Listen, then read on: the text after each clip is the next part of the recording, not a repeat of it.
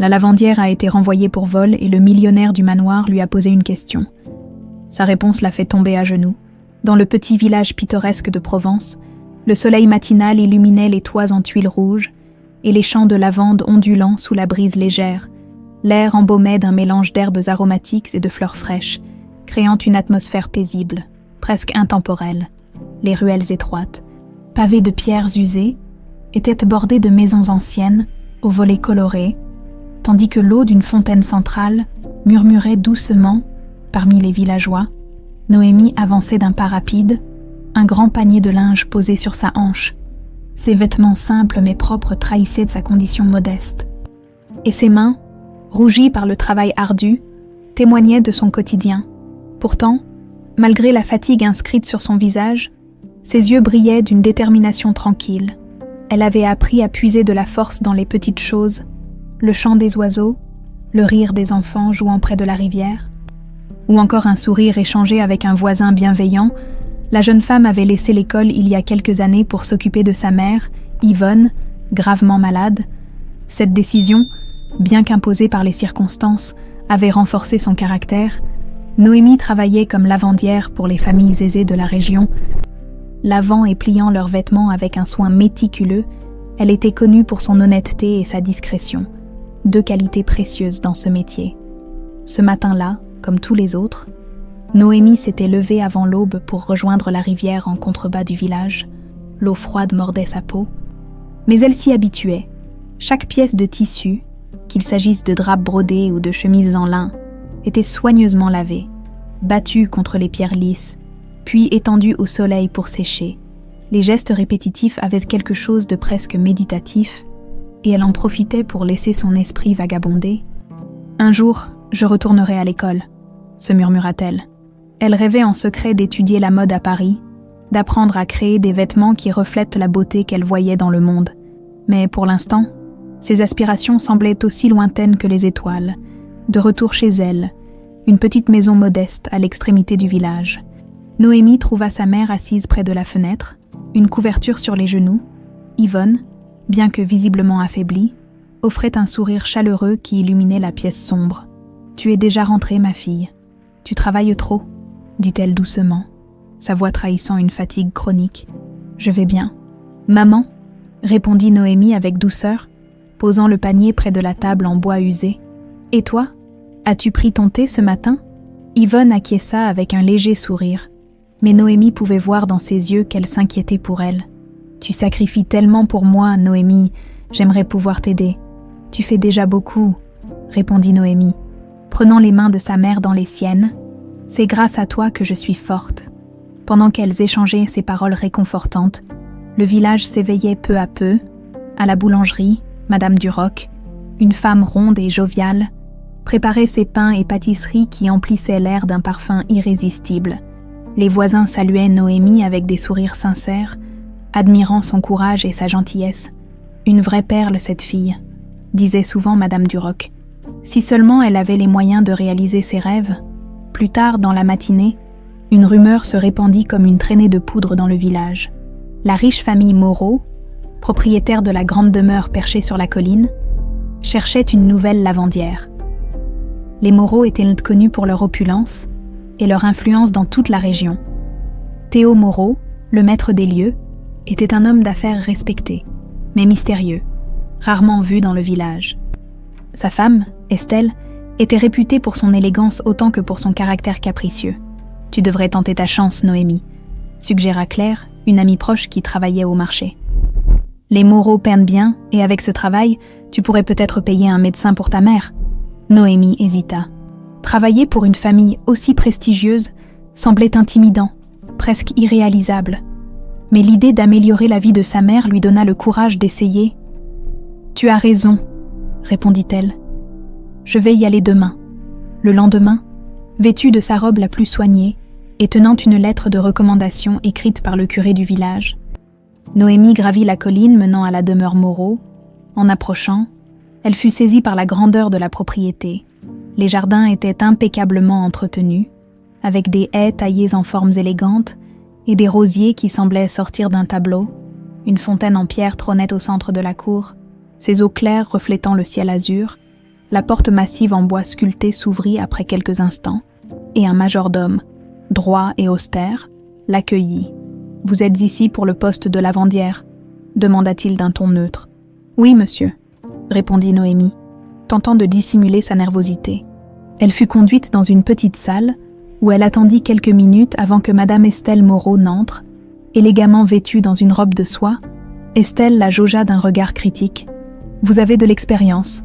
demanda Estelle, son ton sec contrastant avec son apparence raffinée. Noémie répondit avec assurance, décrivant son travail acharné et sa fiabilité. Alors qu'Estelle semblait hésiter, Théo Moreau entra dans la pièce, grand et imposant, avec un visage marqué par des années de responsabilité. Il observa la scène en silence. Quelque chose dans l'attitude de Noémie lui rappela une époque plus simple, un souvenir lointain qu'il ne pouvait encore saisir. « Elle semble compétente », déclara-t-il finalement, sa voix résonnant avec autorité. « Donnez-lui une période d'essai. » Noémie fut embauchée ce jour-là, sans savoir que cette décision allait changer sa vie à jamais. La grande demeure Moreau se dressait sur la colline, dominant le paysage environnant comme un château sorti d'un conte de fées. Ses murs en pierre claire reflétèrent la lumière du soleil, et son architecture, mêlant élégance classique et modernité discrète, témoignait de la richesse et du goût raffiné de ses propriétaires. Les jardins, étendus sur plusieurs hectares, regorgeaient de fleurs colorées, de statues en marbre et de sentiers sinueux bordés de haies impeccablement taillées. Pour les habitants du village, la maison était un symbole de prestige et de pouvoir. Noémie, après avoir été embauchée pour une période d'essai, se présenta dès le lendemain matin pour commencer son travail.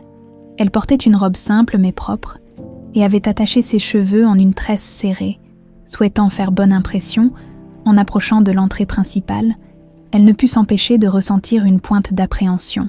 Cette maison était bien loin de son univers modeste, et elle se demandait si elle y trouverait sa place. Le majordome, M. Bernard, un homme mince aux manières rigides, l'attendait déjà devant la porte. « Vous êtes à l'heure, mademoiselle, c'est une bonne chose », dit-il d'un ton neutre, bien qu'un léger sourire adoucisse ses traits sévères. « Suivez-moi.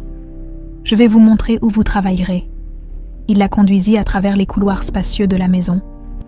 Ornés de tableaux anciens et de lustres en cristal, chaque détail semblait conçu pour impressionner, les tapis épais qui amortissèrent leurs pas, les meubles en bois massif sculptés et les immenses fenêtres offrant des vues spectaculaires sur la vallée en contrebas. Noémie était émerveillée. Mais elle faisait de son mieux pour dissimuler sa fascination. Elle se rappelait les conseils de sa mère. Reste discrète, travaille dur et garde toujours la tête haute. Ils arrivèrent finalement à une pièce située à l'arrière de la maison, où plusieurs bacs en cuivre et des planches à repasser étaient alignés. « Voici votre poste », expliqua Bernard. « Vous serez responsable de l'entretien du linge de la famille. Ainsi que des draps et des nappes, Madame Moreau est exigeante. Alors veillez à ce que tout soit impeccable. » Noémie hocha la tête, déterminée. « Je ferai de mon mieux, monsieur. » Son premier jour de travail fut intense. Elle découvrit rapidement que le volume de linge à traiter était bien plus important que ce à quoi elle était habituée. Les chemises en soie de Monsieur Moreau, les robes délicates de Madame Estelle, et même les uniformes des domestiques nécessitaient un soin particulier. Malgré la difficulté, Noémie s'efforçait de maintenir un rythme constant, se rappelant qu'elle avait une chance rare de faire ses preuves pendant la pause de midi. Elle rejoignit les autres employés dans une petite salle réservée au personnel. C'était un espace modeste, en contraste frappant avec le reste de la maison, mais l'atmosphère y était chaleureuse. La cuisinière, une femme ronde et joviale nommée Martine, lui offrit une assiette généreuse de ragoût. « Bienvenue parmi nous, ma petite. Ne te laisse pas impressionner par Madame Estelle. Elle peut être, disons, difficile. » Un murmure d'approbation parcourut la pièce. Noémie, un peu hésitante, osa demander. « Elle est si stricte que ça. » Martine haussa les épaules. « Elle a ses humeurs, mais si tu fais bien ton travail, elle n'aura aucune raison de se plaindre. Quant à Monsieur Moreau, c'est un homme juste. Il ne dit pas grand-chose, mais il voit tout. » Cette remarque resta dans l'esprit de Noémie. Elle avait déjà remarqué la manière discrète mais attentive dont Théo Moreau l'avait observé lors de son entretien.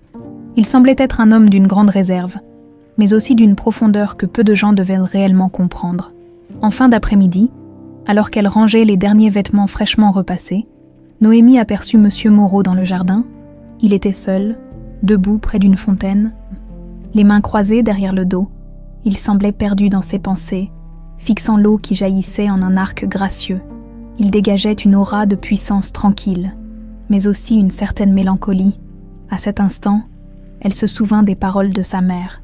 Théo Moreau, c'était un homme que j'ai aimé autrefois, bien avant ta naissance, mais nos chemins se sont séparés. Yvonne n'avait jamais donné plus de détails, mais Noémie savait que sa mère portait ce souvenir comme un secret précieux et douloureux.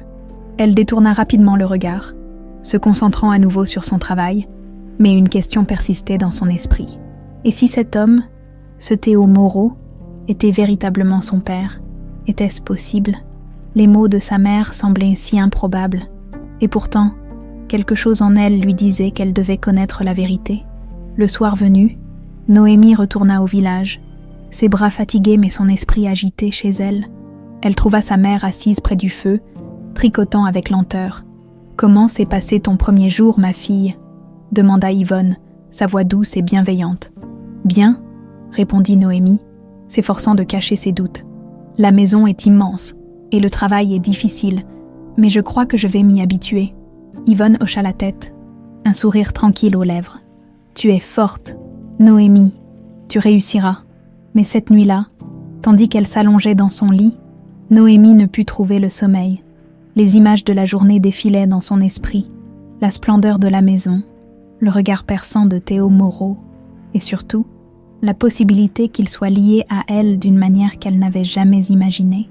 Le soleil se levait à peine lorsque Noémie atteignit la grande demeure Moreau pour son deuxième jour de travail. Les jardins étaient encore enveloppés de la fraîcheur matinale, et une fine brume dansait autour des haies parfaitement taillées. La jeune femme, bien que fatiguée par la veille, marchait d'un pas assuré. Elle avait pris la résolution de donner le meilleur d'elle-même, malgré les doutes qui l'assaillaient depuis son arrivée. Alors qu'elle pénétrait dans la maison, le majordome Bernard l'accueillit avec un léger hochement de tête. « Vous êtes ponctuelle. Continuez ainsi », ce commentaire, bien que simple, bien que renforça sa détermination. Elle s'installa dans la buanderie et se mit rapidement au travail, triant les piles de vêtements avec soin. Cependant, tandis qu'elle s'affairait, son esprit vagabondait, les paroles de sa mère résonnaient encore dans sa tête. « Théo Moreau est un homme que j'ai aimé autrefois. » Ces mots, prononcés avec une émotion palpable, avaient éveillé en Noémie une curiosité qu'elle n'avait jamais osé exprimer. Était-il possible que cet homme, cet inconnu riche et puissant, soit son père? Et si oui, pourquoi sa mère avait-elle gardé ce secret si longtemps, en fin de matinée, alors qu'elle était occupée à repasser une robe délicate appartenant à Madame Estelle? Noémie entendit des éclats de voix provenant du hall principal. Elle tendit l'oreille, intriguée.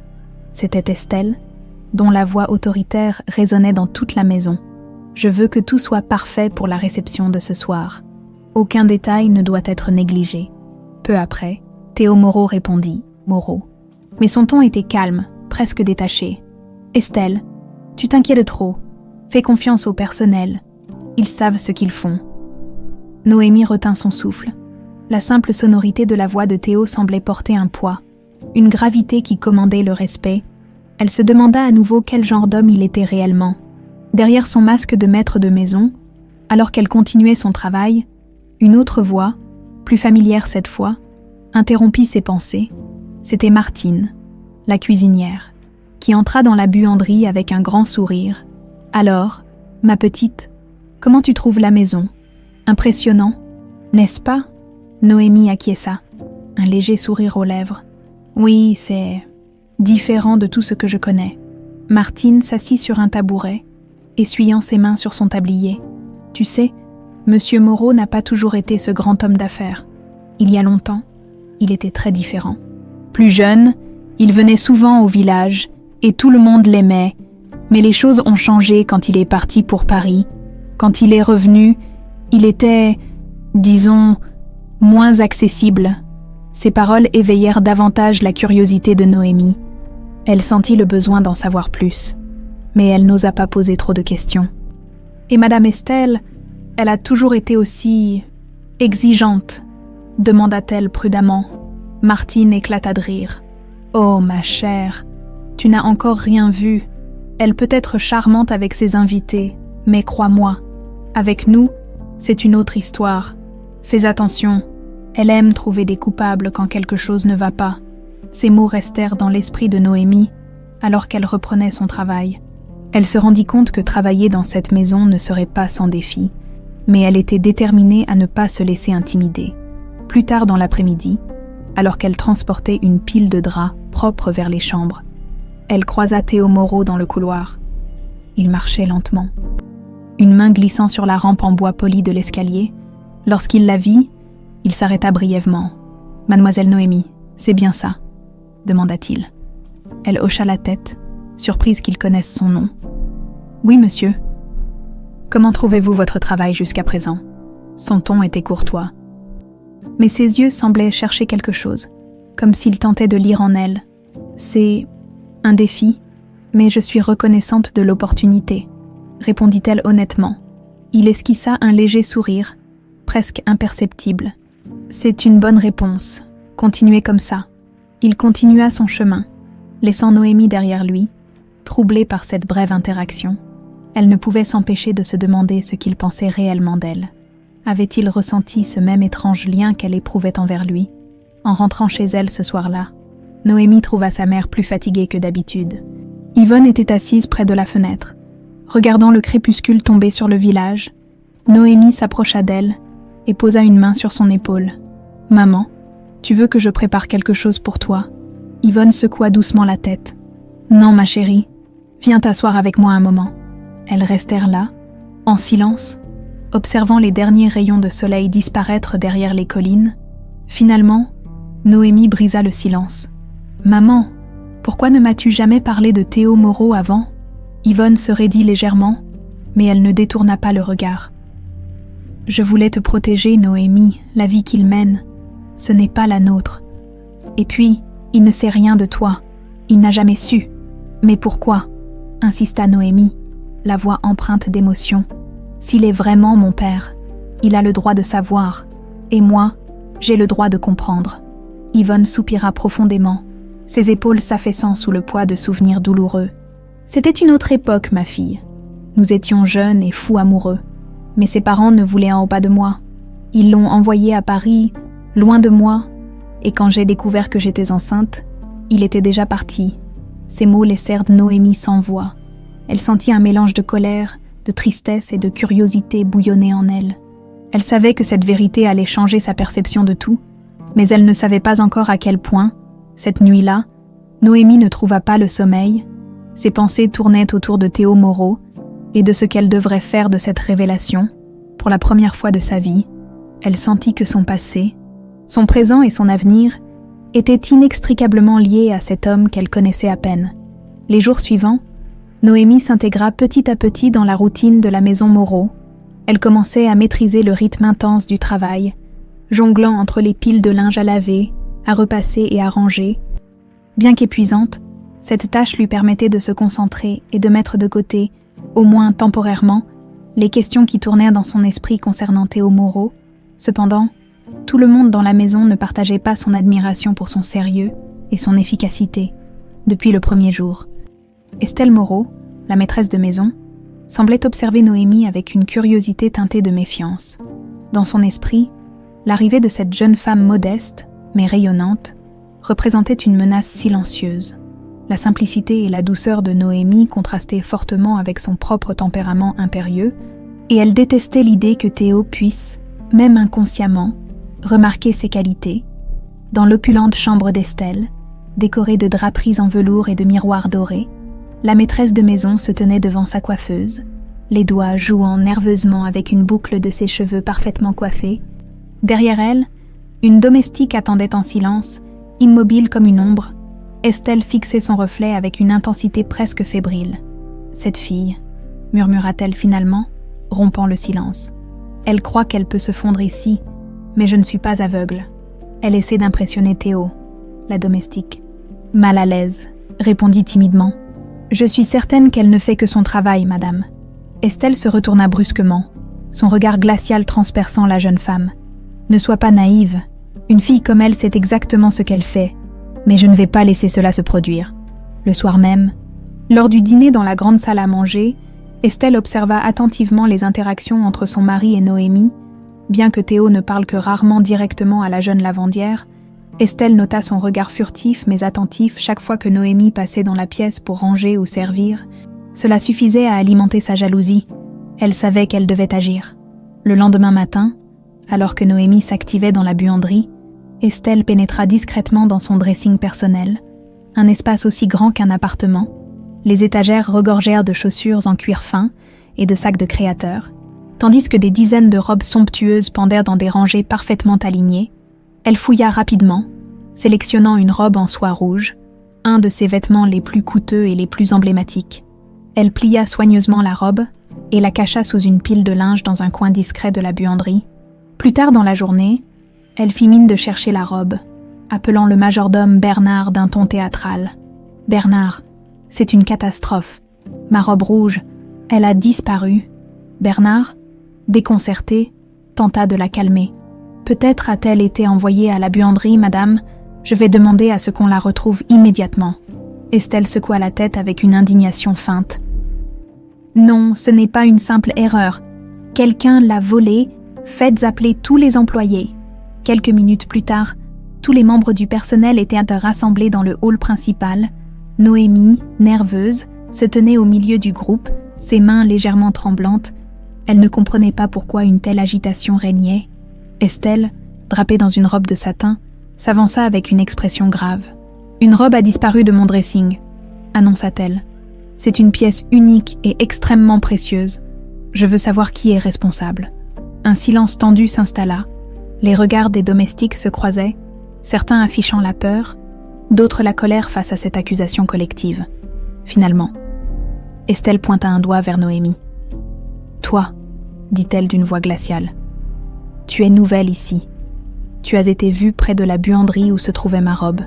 Qu'as-tu à dire pour ta défense ?» Noémie sentit son cœur s'emballer. « Madame, je n'ai rien fait, » balbutia-t-elle, les larmes montant à ses yeux. « Je ne volerai jamais quoi que ce soit. » Estelle fronça les sourcils, feignant une déception calculée. « Bien sûr que tu dirais ça, mais nous allons vérifier. » Elle ordonna au majordome de fouiller la buanderie, quelques instants plus tard. Bernard revint avec la robe, qu'il avait trouvée exactement là où Estelle l'avait dissimulée. « Madame, la robe a été trouvée ici, » déclara Bernard, évitant le regard de Noémie. Le choc et l'humiliation submergèrent Noémie. Elle ouvrit la bouche pour protester, mais les mots restèrent coincés dans sa gorge. Elle pouvait sentir les murmures des autres employés derrière elle, certains la regardant avec pitié, d'autres avec suspicion. Théo, qui avait été appelé pour gérer la situation, arriva à ce moment-là. En voyant Noémie, il fronça les sourcils, visiblement troublé. « Que se passe-t-il ici ?» demanda-t-il. Sa voix résonnant dans le hall, Estelle s'empressa de raconter l'histoire, en insistant sur la découverte de la robe dans la buanderie. « Je suis désolée, Théo, mais nous ne pouvons pas tolérer ce genre de comportement ici. Cette fille doit partir. » Théo regarda Noémie, son expression indéchiffrable. « Est-ce vrai ?» demanda-t-il doucement. « Non, monsieur, » murmura Noémie, les larmes coulant sur ses joues. « Je n'ai rien fait. Je ne sais pas comment cette robe est arrivée là. » Le silence était lourd. Finalement, Théo prit une décision. « Nous ne pouvons pas garder quelqu'un sous suspicion de vol, » dit-il. Bien que sa voix trahisse un certain doute. « Noémie, je suis désolée, mais vous devez partir. » Ces mots brisèrent Noémie. Elle regarda Théo, ses yeux remplis de douleur et de colère. « Très bien, » dit-elle, sa voix tremblant d'émotion. « Mais avant de partir, sachez une chose. » Elle prit une profonde inspiration, rassemblant tout son courage. « Je suis votre fille. Ma mère m'a toujours parlé de vous, Théo Moreau. » Un silence assourdissant s'abattit sur la pièce. Les yeux de Théo s'élargirent, son visage se figeant sous l'effet de la surprise. Estelle, quant à elle, sembla déconcertée, son masque d'assurance vacillant un instant. Noémie tourna les talons et s'enfuit, laissant derrière elle la robe, les regards choqués et un homme plongé dans le chaos de ses pensées. La révélation de Noémie résonnait encore dans l'esprit de Théo, comme un écho impossible à ignorer. Après son départ précipité, il était resté immobile au milieu du hall. Fixant l'endroit où elle s'était tenue quelques instants plus tôt, la déclaration de la jeune femme l'avait frappé comme un coup de tonnerre. « Je suis votre fille. Ces mots tournaient en boucle dans son esprit, remettant en question tout ce qu'il pensait savoir sur son passé. Estelle. Pourtant, ne laissa pas le silence s'installer trop longtemps. Elle avança vers lui, son masque d'assurance revenu. « Théo, tu ne vas tout de même pas croire une accusation aussi ridicule, n'est-ce pas ? Cette fille n'est visiblement désespérée et cherche une excuse pour son comportement. Elle a été prise en flagrant délit de vol, et maintenant elle invente une histoire grotesque. » Théo ne répondit pas immédiatement. Il passa une main sur son visage, tentant de retrouver son calme. Son esprit était embrouillé, partagé entre le doute et une étrange sensation de vérité. Il tourna finalement les yeux vers Estelle, son regard perçant la faisant vaciller un instant. « Estelle, dit-il d'une voix grave, tu ne trouves pas cela un peu trop commode ? Pourquoi une jeune femme comme elle inventerait une histoire aussi particulière ?» Estelle haussa les épaules, feignant l'indifférence. « Parce qu'elle est rusée, Théo. Les gens comme elle savent de manipuler les autres pour obtenir ce qu'ils veulent. » Mais Théo n'était pas convaincu. Il se détourna, quittant brusquement le hall et laissant Estelle seule. Il avait besoin de réfléchir, de comprendre. Ce n'étaient pas seulement les mots de Noémie qui le troublaient, mais aussi quelque chose de plus profond, une impression fugace mais persistante qu'il connaissait cette jeune femme d'une manière qu'il ne pouvait pas expliquer. Pendant ce temps, Noémie marchait rapidement sur le chemin de terre qui menait à Montparnasse, les larmes brouillant sa vision. Elle serrait son panier contre elle, mais le poids qu'elle portait n'était rien comparé à celui qui pesait sur son cœur. Elle n'avait pas prévu de révéler la vérité à Théo de cette manière, mais l'injustice de l'accusation avait été la goutte d'eau qui avait fait déborder le vase. Lorsqu'elle atteignit enfin la petite maison où elle vivait avec sa mère, elle s'effondra sur la chaise près de la fenêtre. Yvonne, assise dans son fauteuil habituel, releva la tête avec inquiétude. « Noémie, qu'est-ce qui s'est passé ?» demanda-t-elle doucement. Noémie tenta de répondre, mais sa voix se brisa. Elle se contenta de secouer la tête, les mains tremblantes. Yvonne se leva difficilement, posant une main rassurante sur l'épaule de sa fille. « Parle-moi, ma chérie. Je suis là. » Finalement, Noémie trouva la force de raconter ce qui s'était passé, l'accusation, la découverte de la robe, et enfin, sa confrontation avec Théo. À mesure qu'elle parlait, les yeux de Yvonne se remplissèrent de larmes. Elle savait que ce jour viendrait, mais elle n'avait jamais imaginé qu'il arriverait de cette manière. « Je suis désolée, Noémie, » murmura-t-elle. « C'est ma faute. J'aurais dû te préparer, te dire toute la vérité plus tôt. » Noémie releva la tête, ses yeux rougis par les larmes. « Maman, pourquoi ne lui as-tu jamais dit ? Pourquoi ne lui as-tu jamais écrit pour lui dire qu'il avait une fille ?» Yvonne détourna le regard, visiblement déchirée par la culpabilité, parce qu'il m'a quittée, Noémie. Pas par choix, mais par obligation. Sa famille ne voulait pas de moi, et il a été envoyé à Paris pour poursuivre sa carrière. J'ai pensé qu'il serait mieux pour toi de grandir sans ce poids. Noémie secoua la tête, incapable de contenir sa frustration. Mais maintenant, c'est moi qui porte ce poids, maman, et je ne sais pas quoi en faire. Pendant ce temps, à la demeure Moreau, Théo s'était retiré dans son bureau. Une pièce élégamment décorée avec des étagères de livres anciens et un grand bureau en bois massif. Il s'assit, les coudes appuyés sur la surface polie, et enfouit son visage dans ses mains. Des souvenirs qu'il avait longtemps refoulés remontèrent à la surface. Une jeune femme au sourire lumineux, des promenades dans les ruelles de Provence, et une séparation déchirante qui avait marqué un tournant dans sa vie. Il ouvrit un tiroir et en sortit une vieille boîte en métal. À l'intérieur se trouvait une photo jaunie par le temps, lui et Yvonne, bien plus jeunes, assis côte à côte sur un banc, leurs visages illuminés par une joie sincère. Il n'avait pas pensé à elle depuis des années, mais maintenant, son image semblait partout. Et si ce que Noémie disait était vrai, il devait en avoir le cœur net. Le lendemain matin, avant même que le soleil ne soit levé, Théo quitta discrètement la maison. Il avait demandé à son chauffeur de préparer la voiture pour une visite à Montparnasse. Les rues du village étaient calmes, à peine éclairées par la lumière pâle de l'aube. Lorsque Théo descendit de la voiture devant la petite maison de Yvonne, il frappa doucement à la porte, le cœur battant à tout rompre. Après un moment, ce fut Yvonne qui ouvrit, visiblement surprise. Pendant un instant, ils restèrent là, se regardant en silence, les souvenirs de leur jeunesse s'imposant à eux comme une vague irrésistible. « Théo » murmura Yvonne, sa voix chargée d'émotion. Yvonne, répondit-il doucement, nous devons parler.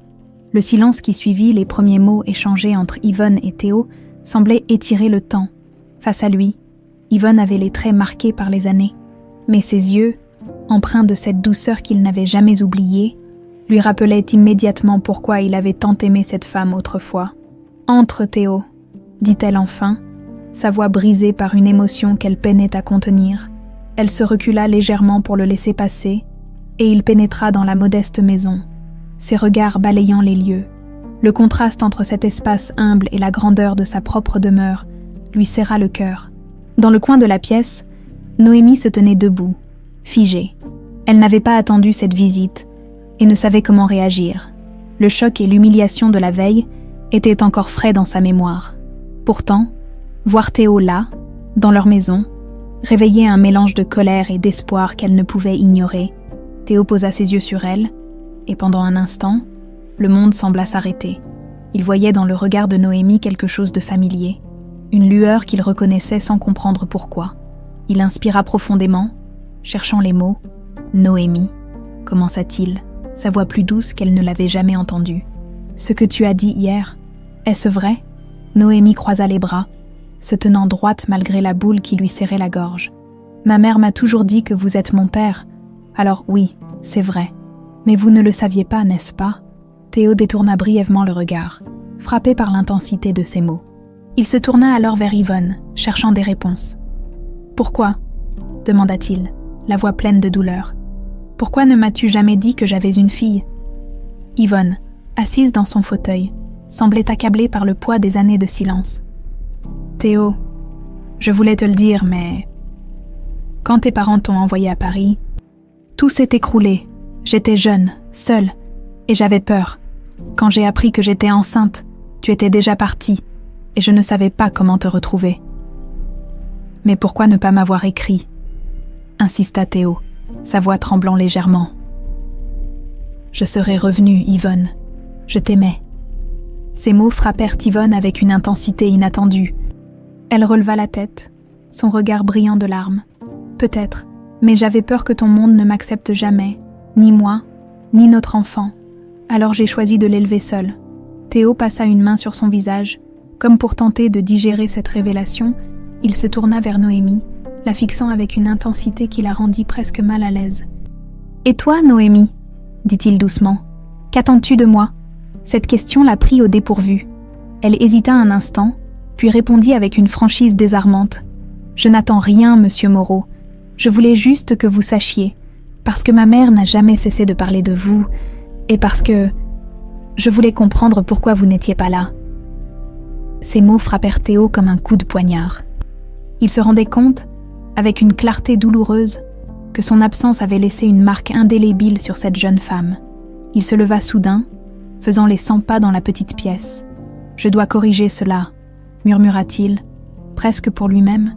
Théo quitta la maison peu après, laissant derrière lui une Yvonne en larmes et une Noémie partagée entre l'espoir et la méfiance. Sur le chemin du retour, il ne cessait de se remémorer les jours de sa jeunesse, quand il courait dans les rues de Provence avec Yvonne à ses côtés. Le souvenir de leur séparation, imposée par ses parents, lui semblait aujourd'hui encore plus cruel. Il avait obéi à leur volonté, croyant qu'il pourrait oublier. Mais il savait maintenant qu'il avait perdu bien plus qu'un amour. Il avait perdu une famille, de retour à la demeure Moreau. Il s'enferma dans son bureau, refusant de voir quiconque, même Estelle. Il savait qu'il devait faire face à cette vérité nouvelle et décider de la marche à suivre, pendant des heures. Il consulta des documents, passa des appels et mit en marche un plan pour réparer, autant que possible, les torts du passé. Pendant ce temps, Noémie essayait de reprendre le cours de sa vie. Bien que tout lui semblât maintenant bouleversé, elle retourna brièvement au marché du village pour aider sa mère à acheter quelques provisions.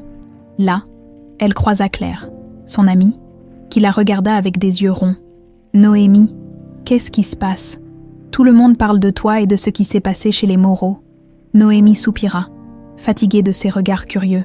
« Rien de bon, » répondit-elle. « Ils m'ont accusée de vol, puis j'ai dû partir. » Claire fronça les sourcils. « Je ne crois pas que tu aies fait ça.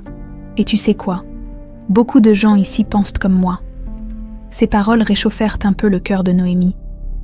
Elle réalisa qu'elle n'était pas seule, même face aux accusations injustes. Mais une question continuait de la hanter. Que ferait Théo maintenant qu'il connaissait la vérité? Le lendemain matin, Théo prit une décision. Il ordonna au majordome Bernard de convoquer tout le personnel dans le hall principal. Lorsqu'ils furent tous rassemblés, il arriva avec une expression grave. « Il y a eu une injustice dans cette maison », déclara-t-il d'une voix ferme. « Et je suis déterminé à découvrir la vérité. » Il interrogea méthodiquement chaque employé, posant des questions précises sur l'incident de la robe. Estelle, qui avait assisté à cette scène depuis les escaliers, sentit une sueur froide glisser le long de son dos. Elle n'avait pas prévu que Théo irait si loin pour une simple lavandière. « Bernard », dit finalement Théo. « Revoyez les inventaires de la buanderie et du dressing de Madame Moreau. Je veux un rapport détaillé sur ce qui s'y trouve. » Il se tourna ensuite vers Estelle, son regard perçant. « Et toi, Estelle, j'espère que tu es prête à expliquer comment cette robe a été trouvée à un endroit où elle ne devait pas être. » Estelle ouvrit la bouche pour protester, mais aucun mot ne sortit. Elle savait que le filet se refermait sur elle. Le matin suivant, Théo, déterminé à obtenir des réponses et à réparer les torts du passé, retourna à Montparnasse. Cette fois, il était mieux préparé, l'esprit plus clair. Il avait passé une nuit blanche à réfléchir à tout ce que Yvonne et Noémie avaient révélé. Il savait qu'il devait creuser plus profondément et comprendre toute l'histoire quand il frappa à la porte. Ce fut Yvonne qui lui ouvrit à nouveau. Son visage était fatigué, mais il y avait dans ses yeux une lueur d'espoir mêlée d'appréhension. « Théo », murmura-t-elle, son ton indiquant à la fois surprise et résignation. « Je suis venue pour parler, Yvonne, » dit-il calmement, « pour tout comprendre, pas seulement sur Noémie, mais aussi sur toi, sur ce que nous avons vécu et ce que j'ai manqué. » Yvonne s'écarta pour le laisser entrer, lançant un regard discret vers Noémie, qui se trouvait dans la cuisine, tentant de ne pas écouter. Mais incapable de s'en empêcher, Théo prit place dans le petit salon, et Yvonne s'assit face à lui, une tension palpable flottant dans l'air. « Pourquoi n'as-tu jamais cherché à me retrouver, Yvonne ?» demanda-t-il, sa voix empreinte de douleur. « J'aurais tout fait pour revenir, pour être là pour toi, et pour elle. » Yvonne inspira profondément, ses mains tremblant légèrement. « Théo, tu ne comprends pas. Quand tes parents nous ont séparés, ils m'ont fait sentir que je n'étais rien, que je n'avais aucune place dans ta vie. Quand j'ai découvert ma grossesse, j'étais terrifiée. Comment aurais-je pu t'imposer cela, alors que ta famille m'avait rejetée? Mais ce n'était pas à eux de décider, » protesta Théo. « C'était notre vie, notre choix. Je t'aimais, Yvonne, et je t'aime encore. » Ces mots, prononcés avec une sincérité brute, firent briller les yeux de Yvonne de larmes qu'elle tenta de retenir. Elle secoua la tête, le cœur lourd. « Je ne voulais pas te blesser. Je pensais que c'était mieux ainsi. Mais maintenant, je vois que j'ai privé Noémie de quelque chose d'essentiel. Elle aurait dû avoir son père. » À cet instant, Noémie, incapable de rester à l'écart, fit irruption dans la pièce. « C'est vrai, » dit-elle, sa voix forte et émotive. « J'aurais dû avoir un père, mais maintenant il est trop tard pour changer le passé. Ce que je veux savoir, c'est ce que vous comptez faire maintenant, monsieur Moreau. » Théo se leva, ses yeux rencontrant ceux de Noémie.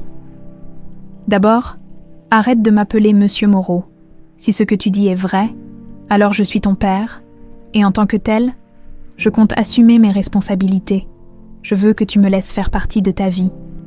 Noémie, donne-moi une chance de réparer ce qui peut encore l'être. » Noémie resta silencieuse un moment, évaluant ses paroles. Elle voyait la sincérité dans son regard, mais elle sentait aussi la douleur qu'il portait. « Je ne sais pas si je peux vous faire confiance, » dit-elle enfin, « mais je suis prête à essayer. Pas pour vous, mais pour moi, pour comprendre qui je suis. » Ces mots, bien qu'hésitants, étaient un début. Théo hocha la tête, reconnaissant pour cette opportunité, même si elle était teintée de méfiance. Il se tourna ensuite vers Yvonne. « Et toi, accepteras-tu que je vous aide toutes les deux?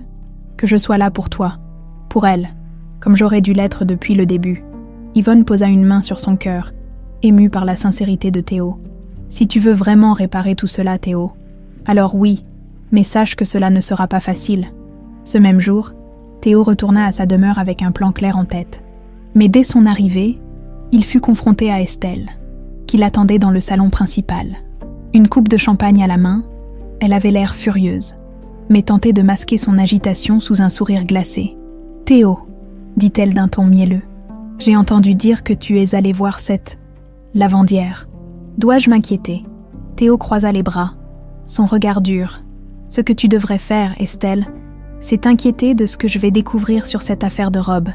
Tu as menti, et je le prouverai. » Estelle écarquilla les yeux, mais elle ne perdit pas son sang-froid. « Tu n'as aucune preuve. Théo, tout le monde ici a vu cette fille comme une voleuse. Pourquoi prendrais-tu son parti ? Parce qu'elle est ma fille, lâcha-t-il, sa voix résonnant dans toute la pièce. Estelle recula, son masque s'effondrant un instant avant qu'elle ne se reprenne. « Ta fille !» répéta-t-elle, incrédule. « Alors, c'est pour ça que tu es si obsédé par elle. Très bien, Théo, mais que diront nos amis ? Que penseront-ils de cette histoire scandaleuse ? » « Je me fiche de ce que pensent les autres, » répondit-il fermement. « Tout ce qui m'importe, c'est de faire ce qui est juste pour Noémie et pour Yvonne. Quant à toi, Estelle, ton comportement ici a dépassé les limites. Prépare-toi à affronter les conséquences. » Estelle sentit sa position vaciller. Elle savait que Théo était sérieux, et pour la première fois, elle réalisa qu'elle avait peut-être poussé les choses trop loin dans les jours qui suivirent. Théo passa de plus en plus de temps à Montparnasse. Apprenant à connaître Noémie, il découvrit une jeune femme forte, résiliente, mais marquée par les défis qu'elle avait dû surmonter. Il commença également à aider Yvonne, engageant des médecins pour s'assurer qu'elle recevait les soins nécessaires. Pour Noémie, ces changements étaient à la fois troublants et réconfortants. Elle ne savait pas si elle pouvait pardonner à Théo pour son absence, mais elle ne pouvait nier qu'il faisait tout pour se rattraper.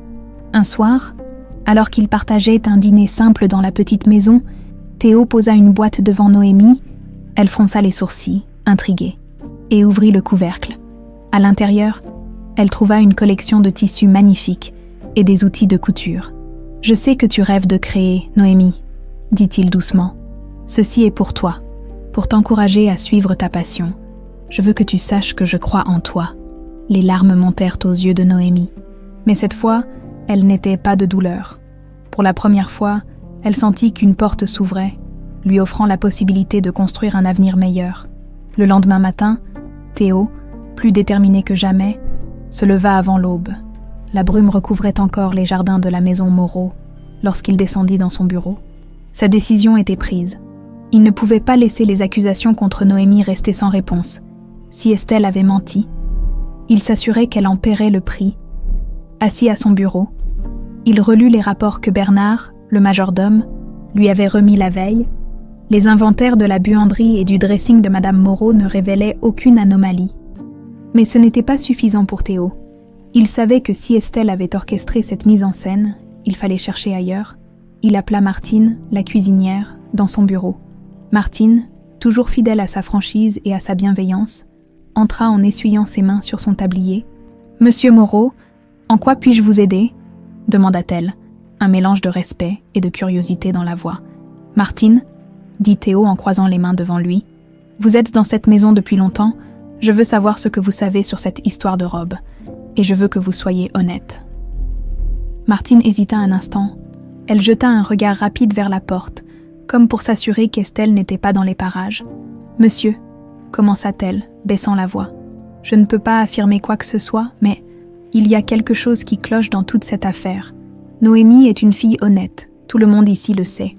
Et Madame Moreau, eh bien, elle a ses façons de faire, si vous voyez ce que je veux dire. » Théo hocha la tête, encourageant Martine à continuer. « Je l'ai vue traîner près de la buanderie le jour où la robe a disparu, » ajouta Martine, les sourcils froncés. « Elle ne va jamais là-bas d'habitude, mais ce n'est qu'une impression. »« Monsieur, je ne veux pas accuser sans preuve. » Ces paroles suffirent à renforcer les soupçons de Théo.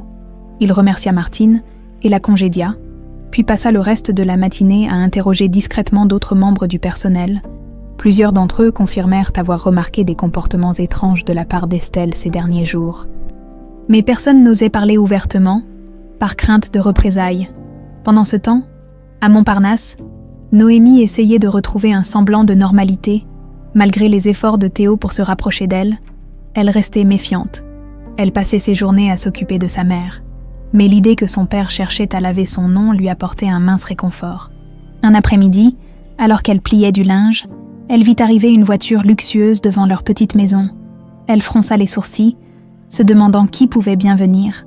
Lorsque la portière s'ouvrit, elle fut surprise de voir Bernard, le majordome des Moreau, descendre avec une mallette à la main. « Mademoiselle Noémie, dit-il avec un ton solennel en s'approchant, « Monsieur Moreau m'a demandé de vous remettre ceci. » Il lui tendit la mallette. Intriguée, Noémie l'ouvrit et trouva des documents soigneusement rangés à l'intérieur.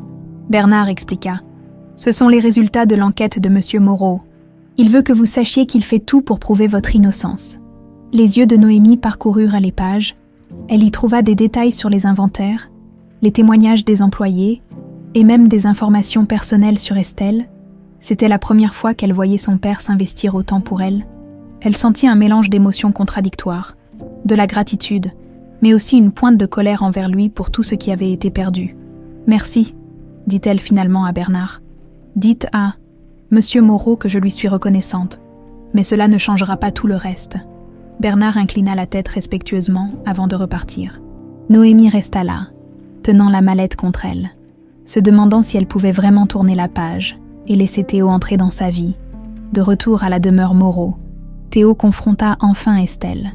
Il la trouva dans le salon, entourée de magazines et d'une coupe de champagne à moitié vide. Elle releva la tête en le voyant entrer, son sourire satisfait se figeant en un instant. « Théo, que se passe-t-il » demanda-t-elle d'un ton faussement innocent. Théo s'avança, ses pas résonnant lourdement sur le sol en marbre. « Je sais ce que tu as fait, Estelle, » dit-il, sa voix froide et mesurée. « Tu as caché cette robe dans la buanderie pour accuser Noémie. Et tu as menti à tout le monde dans cette maison. » Le visage d'Estelle se crispa, mais elle tenta de garder son calme. « C'est absurde, Théo. Pourquoi ferais-je une chose pareille ? » « Parce que tu es jalouse, » répondit-il, son ton gagnant en intensité. « Tu as vu en elle une menace, alors tu as décidé de la détruire. Mais cette fois, tu es allé trop loin. » Estelle se leva brusquement, renversant sa coupe sur la table basse. « Et qu'est-ce que tu comptes faire, Théo ? Croire cette fille plutôt que ta propre femme ? Ce n'est pas une question de croyance, » rétorqua-t-il. « C'est une question de vérité, et je ne tolérerai plus tes manipulations. » Il sortit de la pièce, laissant Estelle seule avec sa colère. Pour la première fois, elle sentit que son pouvoir dans la maison était sérieusement menacé. Quelques jours plus tard, Théo invita Noémie et Yvonne à venir chez lui. Il voulait leur montrer que la situation changeait, que les efforts pour laver le nom de Noémie portaient leurs fruits. Lorsqu'elles arrivèrent, elles furent accueillies par Martine et les autres domestiques, qui les traitèrent avec une chaleur inattendue. Dans son bureau, Théo leur montra les résultats de son enquête. « Tout ceci prouve que tu es innocente, Noémie, » dit-il avec un sourire sincère, « et je veux que tout le monde ici le sache. » Noémie regarda les documents, les larmes aux yeux.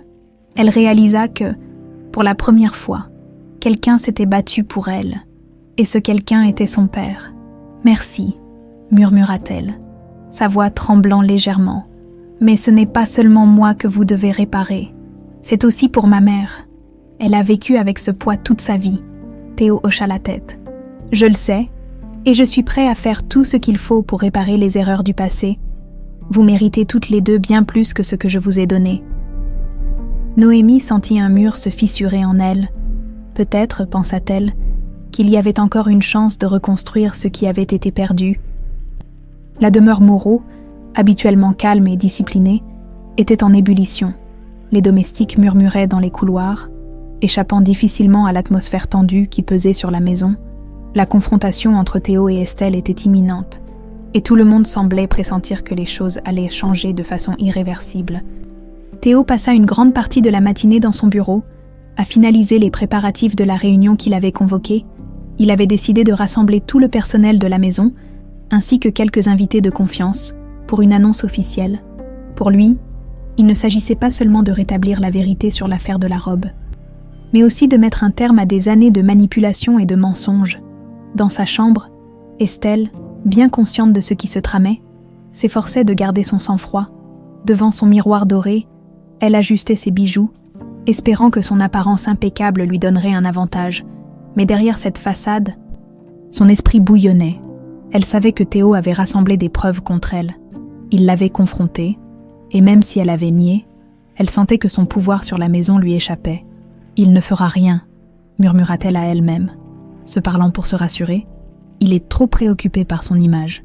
Il ne voudra pas d'un scandale, mais une voix intérieure lui soufflait que cette fois, les choses pourraient être différentes. Théo semblait avoir changé. Depuis l'arrivée de Noémie, il affichait une détermination qu'elle ne lui avait pas vue depuis des années, et cela la terrifiait, à l'heure convenue. Tout le personnel fut réuni dans le grand salon. Les domestiques se tenaient en ligne, visiblement nerveux, tandis que Martine et Bernard, bien qu'habitués aux tensions de la maison, échangeaient des regards inquiets. Noémie et Yvonne étaient également présentes, assises sur un canapé à l'écart. Observant la scène avec une attention mêlée de curiosité et d'appréhension, Théo entra dans la pièce avec une présence imposante, sa stature et son regard déterminé, réduisant immédiatement au silence les murmures des employés. Derrière lui, Estelle apparut, son visage fermé mais parfaitement maquillé. Portant une robe somptueuse comme pour affirmer son statut, elle jeta un coup d'œil vers Noémie. Ses lèvres se crispant légèrement, Théo s'arrêta au centre de la pièce et balaya l'assemblée du regard. « Merci à tous d'être ici aujourd'hui », commença-t-il, sa voix résonnant avec une autorité tranquille. « Il y a quelques jours, une accusation grave a été portée contre Noémie. On l'a accusée d'avoir volé une robe appartenant à Madame Moreau. Un murmure parcourut l'assemblée, mais Théo leva la main pour restaurer le silence. « J'ai mené une enquête approfondie », poursuivit-il, « et je peux maintenant affirmer avec certitude que cette accusation était fausse. » Il se tourna lentement vers Estelle, dont le visage, bien que toujours impassible, trahissait une lueur de panique. « C'est toi, Estelle, qui as orchestré cette mise en scène.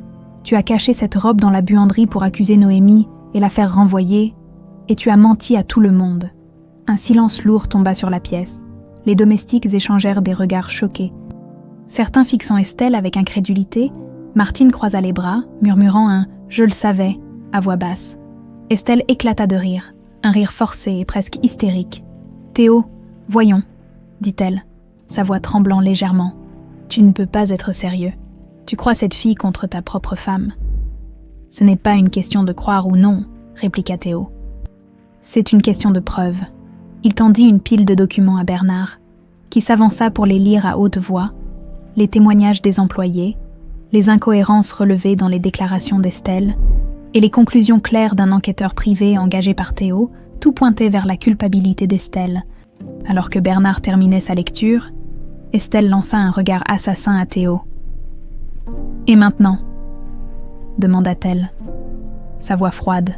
« Tu comptes me ridiculiser devant tout le monde ?»« Non, Estelle, » répondit-il, sa voix basse mais ferme. « Je ne vais pas te ridiculiser, je vais te demander de quitter cette maison. » Un choc palpable traversa la pièce. Même Noémie, qui regardait la scène en silence, ne s'attendait pas à une décision aussi radicale.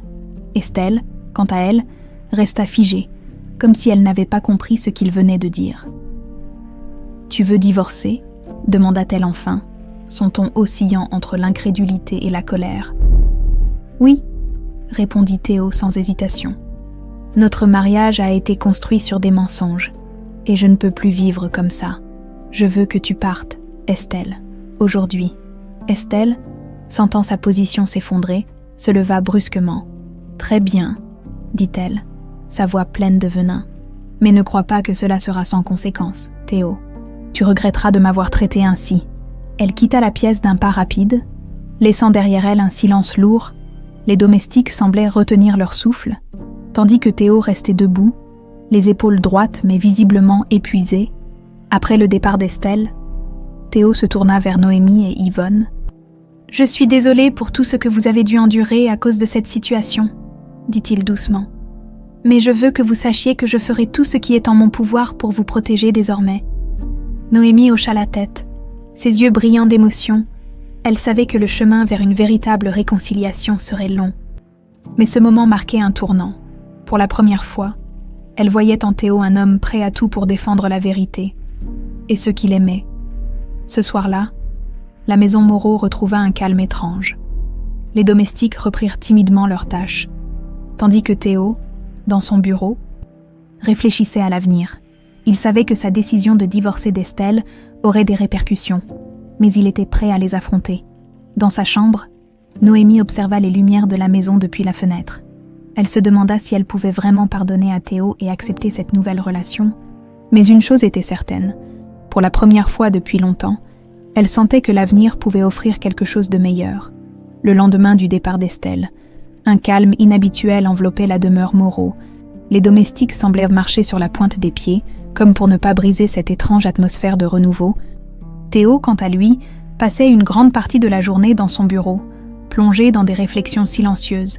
Sa décision de mettre fin à son mariage et de rétablir la vérité avait été un pas courageux, mais il savait qu'il restait encore beaucoup à réparer. De leur côté, Noémie et Yvonne reprenaient doucement leur routine à Montparnasse. Cependant, le poids des récents événements pesait lourd sur leurs épaules. Pour Noémie, l'idée de pardonner à Théo et d'accepter pleinement sa présence dans leur vie était un dilemme constant. Elle ressentait un mélange d'espoir et de réticence, tiraillée entre son désir de comprendre ses origines et la douleur causée par son absence passée. Un après-midi, alors qu'elle prenait le thé dans leur petite cuisine, un coup fut frappé à la porte. Noémie se leva pour ouvrir et trouva Théo, debout sur le seuil, un bouquet de fleurs sauvages à la main. Il semblait légèrement nerveux, une expression inhabituelle pour un homme d'ordinaire si sûr de lui. « Puis-je entrer ?»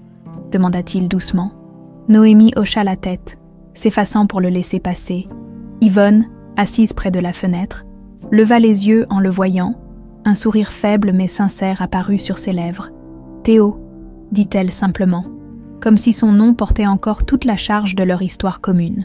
« Yvonne », répondit-il en s'approchant, posant le bouquet sur la table. « Je voulais venir vous voir, vous deux. » Il tourna ensuite son regard vers Noémie. « Il y a des choses que je dois dire, et je veux que vous m'écoutiez. » Noémie croisa les bras, prenant place en face de lui. « Je vous écoute. » Théo inspira profondément avant de commencer. « Tout d'abord, je veux m'excuser.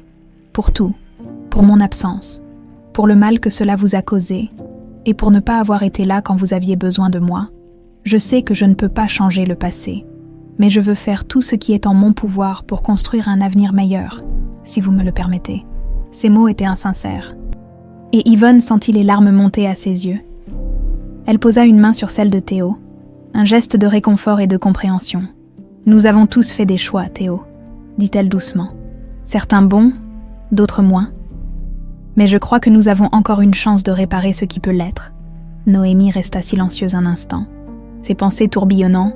Enfin, elle leva les yeux vers lui. « Je ne peux pas oublier tout ce qui a été perdu, » dit-elle honnêtement. « Mais je vois que vous essayez, et c'est un début. » Ces paroles, bien que mesurées, apportèrent un immense soulagement à Théo. Pour la première fois, il sentit qu'il y avait une ouverture, une possibilité de reconstruire cette famille qu'il avait involontairement abandonnée. Dans les semaines qui suivirent, Théo s'impliqua activement dans la vie de Noémie et Yvonne. Il engagea des médecins pour assurer que Yvonne recevait les meilleurs soins possibles. Et il passa du temps avec Noémie. Découvrant ses passions et ses rêves, leur relation, bien que fragile, commença à se développer. Ils partageaient de longues conversations sur leurs vies respectives, comblant lentement les années de silence. Un après-midi, alors qu'ils se promenaient dans les rues pavées de Montparnasse, Théo posa une question qui sembla surprendre Noémie. « Tu as mentionné un jour que tu avais des rêves, Noémie, des choses que tu voulais faire avant que tout cela ne t'arrive. De quoi s'agit-il » Noémie hésita, regardant ses pieds, puis, avec une timidité qu'elle n'avait pas l'habitude de montrer, elle répondit « J'ai toujours rêvé de créer des vêtements. La mode, c'est quelque chose qui m'a toujours fascinée, mais j'ai dû abandonner ce rêve il y a longtemps. » Théo s'arrêta, posant une main sur son épaule pour la faire tourner vers lui. « Pourquoi l'as-tu abandonné ?» Elle haussa les épaules. « Parce que la vie est ce qu'elle est. Les rêves ne paient pas les factures. Et je devais m'occuper de maman. » Théo resta silencieux un moment, réfléchissant à ses paroles, puis il déclara « Peut-être est-il temps de reprendre ce rêve. » Noémie le regarda, incrédule. « Vous dites ça comme si c'était si simple. »« Je sais que ce ne l'est pas, » admit-il. « Mais si tu es prête à essayer, je veux t'aider à le réaliser. Tu mérites d'avoir une chance de poursuivre ce que tu aimes. » Ce soir-là, après leur retour, Théo invita Noémie et Yvonne à dîner chez lui. C'était la première fois qu'elle mettait les pieds dans la demeure Moreau depuis l'incident avec Estelle. L'atmosphère était différente. Plus détendue, presque chaleureuse, Les domestiques les accueillirent avec des sourires sincères, et Martine insista pour leur préparer leur plat préféré. Pendant le dîner, Théo fit une annonce qui surprit tout le monde. « J'ai pris une décision, dit-il, posant sa serviette sur la table. Noémie, je veux te donner les moyens de poursuivre ton rêve. J'ai pris des dispositions pour que tu puisses intégrer une école de mode à Paris. Tout est prêt si tu acceptes. » La pièce plongea dans un silence stupéfait. Noémie resta figée, fixant Théo comme si elle n'avait pas entendu correctement. « Vous êtes sérieux ?» demanda-t-elle enfin, sa voix tremblante. « Absolument, » répondit-il avec un sourire. « Je crois en toi, Noémie, et je veux que tu crois en toi aussi. » Les larmes montèrent aux yeux de Noémie, mais cette fois, elle n'était pas de tristesse. Elle regarda sa mère, qui lui adressa un sourire encourageant. « Fais-le, ma fille, » murmura Yvonne. « C'est ta chance. » Noémie prit une profonde inspiration, puis hocha la tête. « D'accord, » dit-elle doucement. « Je vais essayer. » Ce moment marqua un tournant dans leur relation. Pour la première fois, Noémie sentit qu'elle pouvait compter sur son père, et Théo sentit qu'il avait enfin commencé à réparer les erreurs du passé. Le départ de Noémie pour Paris marqua un tournant décisif dans la vie de chacun. Les jours qui précédèrent de son voyage furent empreints d'une douce excitation, mêlée d'une légère appréhension. Pour la première fois, Noémie sentait que ses rêves, longtemps refoulés, étaient à portée de main. Théo, quant à lui, mit tout en œuvre pour que sa fille se sente soutenue et prête à affronter ce nouveau chapitre de sa vie. Le matin du départ, la petite maison de Montparnasse était animée d'une activité inhabituelle. Yvonne préparait un sac avec un soin méticuleux, y glissant des objets simples mais symboliques, un carnet pour ses croquis, un foulard qu'elle avait elle-même cousu et une photo d'elle deux prise quelques années auparavant. « Pour que tu n'oublies pas d'où tu viens », dit-elle avec un sourire tendre en tendant le sac à Noémie. Noémie hocha la tête, ses yeux brillants d'émotion. Elle se tourna vers sa mère, qui la regardait avec une fierté mêlée de tristesse. « Tu es sûre que tu vas aller bien sans moi ?» demanda-t-elle, sa voix légèrement tremblante. Yvonne posa une main rassurante sur son épaule. « Je vais bien, ma fille. Et puis, Théo est là maintenant. Il veille sur nous deux, à sa manière. » Théo, qui attendait à la porte, intervint doucement. « Tu n'as pas à t'inquiéter pour ta mère, Noémie. Je m'assurerai qu'elle ait tout ce dont elle a besoin. » Noémie sourit faiblement. Bien qu'elle ait encore du mal à exprimer pleinement sa gratitude envers son père, elle savait qu'il faisait de réels efforts pour regagner sa confiance. Le voyage en voiture vers la gare se fit dans un silence contemplatif. Théo conduisait, tandis que Noémie regardait le paysage défiler, perdue dans ses pensées. Elle se demandait à quoi ressemblerait sa nouvelle vie à Paris. Serait-elle à la hauteur des attentes de cette prestigieuse école de mode? Et surtout, parviendrait-elle à trouver sa place dans un monde qui lui semblait à la fois fascinant et intimidant? Arrivé à la gare, Théo accompagna Noémie jusqu'au quai. Il tenait une petite enveloppe qu'il lui tendit juste avant qu'elle ne monte dans le train. « C'est pour toi », dit-il simplement, dit-il. Noémie ouvrit l'enveloppe et découvrit une lettre manuscrite, accompagnée d'un croquis de robe dessiné par Théo lui-même. Le dessin, bien que simple, montrait un talent insoupçonné et une attention aux détails qui la touchèrent profondément. « Tu dessines ?» demanda-t-elle, surprise. « Pas souvent », répondit-il avec un sourire nostalgique. « Mais j'ai toujours aimé l'idée de créer. Peut-être que c'est quelque chose que nous partageons. » Ces mots restèrent gravés dans l'esprit de Noémie alors qu'elle montait dans le train. Elle s'assit près de la fenêtre, regardant Théo et Yvonne qui lui faisaient un signe depuis le quai alors que le train commençait à s'éloigner. Elle leva la main pour leur répondre, sentant à la fois un pincement au cœur et une excitation nouvelle pour l'avenir. À Paris, la vie de Noémie prit un rythme effréné. L'école de mode était un monde à part, rempli d'étudiants talentueux venus des 4 coins du pays, chacun avec son propre style et ses ambitions. Les journées étaient longues et exigeantes, mais Noémie s'y immergea avec une passion qu'elle n'avait jamais ressentie auparavant. Elle devint rapidement l'une des élèves les plus prometteuses de sa promotion, attirant l'attention de ses professeurs par sa créativité et sa rigueur. Ses croquis, inspirés des paysages de Provence et des souvenirs de son enfance, dégageaient une authenticité qui touchait ceux qui les voyaient. Mais malgré son succès, Noémie n'oublia jamais ses racines. Elle écrivait régulièrement à sa mère, envoyant des lettres détaillées sur ses expériences à Paris, et avec Théo, elle échangeait des dessins et des idées. construisant une relation unique à travers leur passion commune pour la création. Pendant ce temps, à Montparnasse, Yvonne voyait sa santé s'améliorer grâce aux soins que Théo avait mis en place. Leurs échanges étaient devenus plus réguliers et plus chaleureux. Mêlant souvenirs de leur passé commun et discussions sur l'avenir de Noémie, Théo, qui avait longtemps été un homme distant et réservé, commençait à se transformer sous l'influence de cette nouvelle famille qu'il reconstruisait pas à pas. Il se rendait également à Paris de temps à autre pour visiter Noémie, prenant soin de ne pas envahir son espace mais de lui montrer qu'il était là pour elle. Lors d'une de ses visites, il assista à une présentation des projets des élèves et fut profondément ému en découvrant l'un des dessins de Noémie, une robe inspirée des champs de lavande de Provence, avec des touches délicates rappelant les fleurs sauvages. C'était un hommage à ses origines, et Théo ne put s'empêcher de ressentir une immense fierté. Un soir, alors que Noémie était plongée dans ses croquis, elle reçut un appel de Théo. Sa voix, habituellement calme et mesurée, semblait légèrement hésitante. « Noémie, j'ai pensé à quelque chose, » commença-t-il. « Et je veux avoir ton avis. »« Quoi donc ?»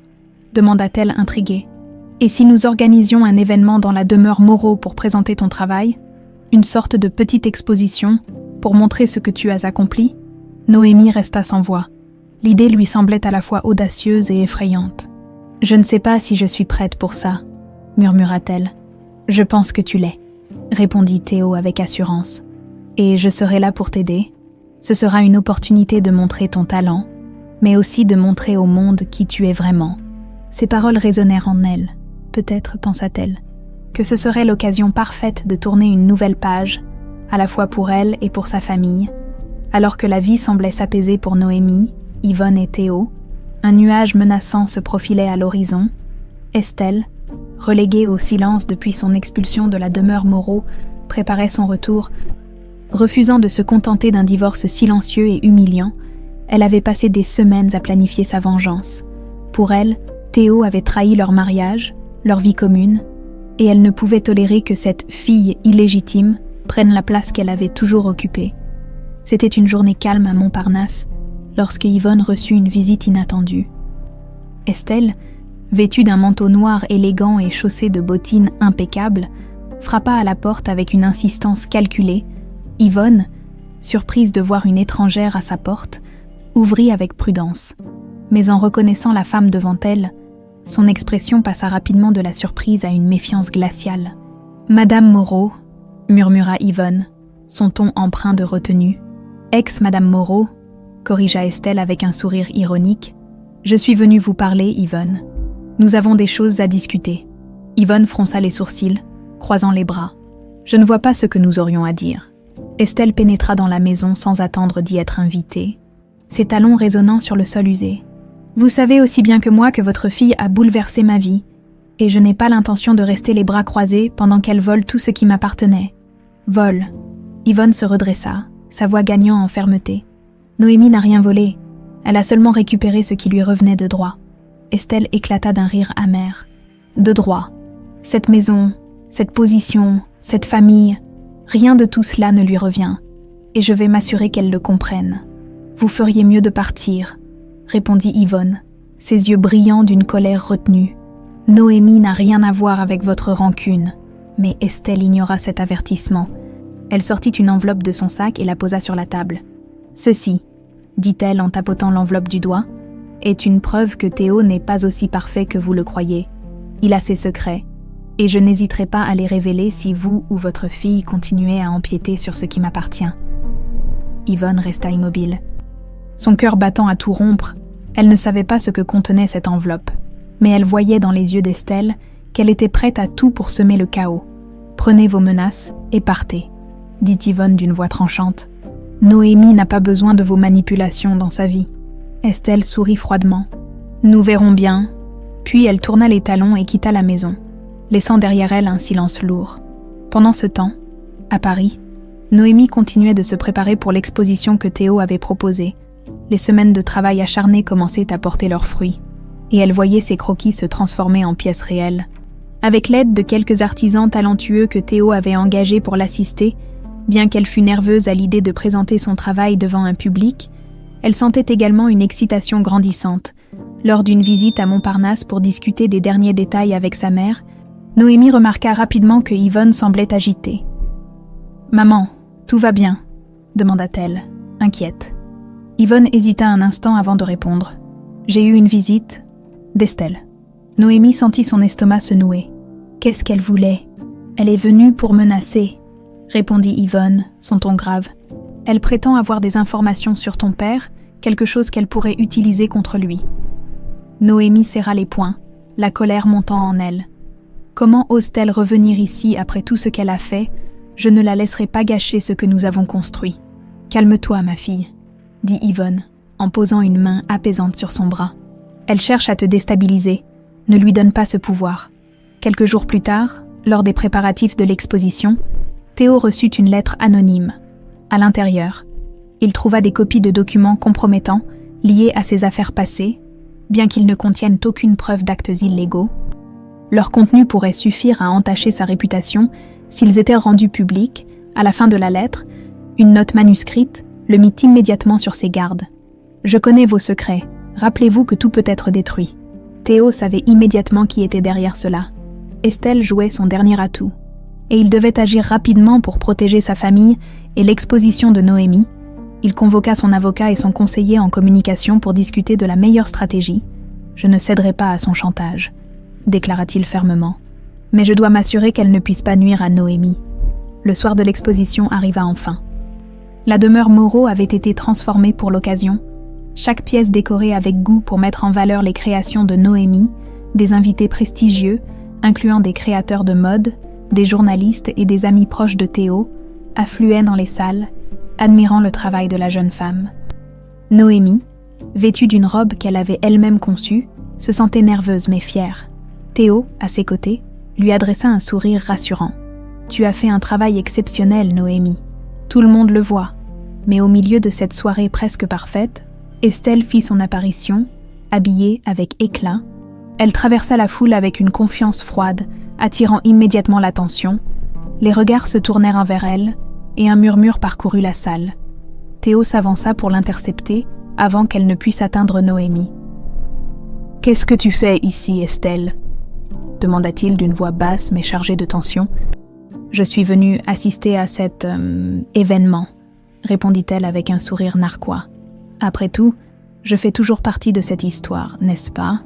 Théo la fixa, déterminé. « Si tu es ici pour semer le trouble, je te conseille de partir immédiatement. »« Ne t'inquiète pas, » répondit-elle, son ton mielleux dissimulant une menace sous-jacente. « Je suis simplement ici pour observer, mais rappelle-toi, Théo, que tout ce que tu as construit peut s'effondrer aussi vite qu'il a été élevé. » Malgré sa présence perturbante, l'exposition fut un succès retentissant. Les invités furent impressionnés par le talent de Noémie, et plusieurs journalistes louèrent son travail dans leurs articles dès le lendemain. Estelle, voyant son plan de sabotage échouer, quitta la soirée dans un silence frustré, mais Théo savait qu'elle n'en avait pas fini. « Je ne peux pas la laisser continuer à menacer notre famille », murmura-t-il à Noémie après le départ des derniers invités. Il est temps de régler cela une fois pour toutes. Les jours qui suivirent, l'exposition furent marqués par une tension palpable. Bien que l'événement ait été un triomphe pour Noémie, la menace constante d'Estelle planait comme une ombre au-dessus de la famille. Théo, déterminé à protéger sa fille et à mettre fin aux manipulations de son ex-épouse, intensifia ses efforts pour révéler ses manœuvres au grand jour. Un matin, alors que Théo travaillait dans son bureau, Bernard, le majordome, frappa à la porte et entra discrètement. « Monsieur Moreau, » commença-t-il, « je pense que vous devriez voir ceci. » Il tendit une enveloppe à Théo, qu'il ouvrit avec précaution. À l'intérieur, il trouva une série de documents et de courriels échangés entre Estelle et un journaliste local, connu pour ses articles scandaleux. Les messages révélaient qu'Estelle avait tenté de vendre des informations compromettantes sur Théo en échange d'un article visant à ternir sa réputation. Théo serra les dents, son regard dur. « C'est la preuve dont nous avions besoin », murmura-t-il, plus déterminé que jamais. « Bernard, préparez une réunion avec mon avocat et mon conseiller en communication. Nous allons agir, pendant ce temps, à Montparnasse. » Noémie rendait visite à sa mère. Yvonne semblait plus sereine depuis les progrès de Noémie, mais l'inquiétude concernant les intentions d'Estelle ne l'avait pas quittée. Alors qu'elle partageait un thé, Noémie décida de parler à cœur ouvert. « Maman, commença-t-elle, je sais que tu t'inquiètes pour tout ce qui se passe avec Estelle, moi aussi, mais je ne veux pas qu'elle continue à nous contrôler avec ses menaces. Je crois que papa fait ce qu'il faut pour nous protéger. » Yvonne hocha la tête, posant une main sur celle de sa fille. « Théo a changé, » dit-elle doucement. « Il fait tout son possible pour réparer le passé, et je vois à quel point il tient à toi. Mais tu dois rester vigilante, ma fille. Estelle est imprévisible. »« Je sais, » répondit Noémie, « mais cette fois, je ne laisserai pas la peur dicter ma vie. » Théo, de son côté, mit son plan à exécution. Avec l'aide de son avocat, il déposa une plainte officielle contre Estelle pour tentative de diffamation et chantage. Le journaliste avec qui elle avait conspiré fut également convoqué pour s'expliquer. Les preuves réunies par Théo étaient solides, et il était confiant que la vérité triompherait. Le jour de l'audience, Estelle se présenta au tribunal, vêtue de manière impeccable, mais son expression trahissait une nervosité qu'elle ne pouvait dissimuler. Théo, accompagné de Noémie et de Yvonne, entra avec calme et détermination. Les regards des deux camps se croisèrent, et l'atmosphère devint électrique. Pendant l'audience, les preuves furent présentées, et les témoignages de plusieurs domestiques de la maison Moreau vinrent confirmer les accusations contre Estelle. Son comportement manipulateur, ses mensonges répétés et ses tentatives de nuire à la réputation de Théo furent exposés devant le juge. Estelle tenta de se défendre, mais ses arguments semblèrent de plus en plus faibles face à l'accumulation des faits. Finalement, elle fut déclarée coupable de diffamation et condamnée à verser une amende substantielle, ainsi qu'à présenter des excuses publiques à Théo et Noémie. Après le verdict, Théo se tourna vers Noémie. « C'est terminé, » dit-il doucement. « Elle ne pourra plus nous nuire. » Noémie hocha la tête, un mélange de soulagement et d'émotion dans les yeux. « Merci, » murmura-t-elle, « pour tout ce que vous avez fait. »« Tu n'as pas à me remercier, » répondit Théo. « Je n'ai fait que ce que j'aurais dû faire depuis longtemps. » Le retour à la maison après l'audience fut empreint d'une nouvelle sérénité.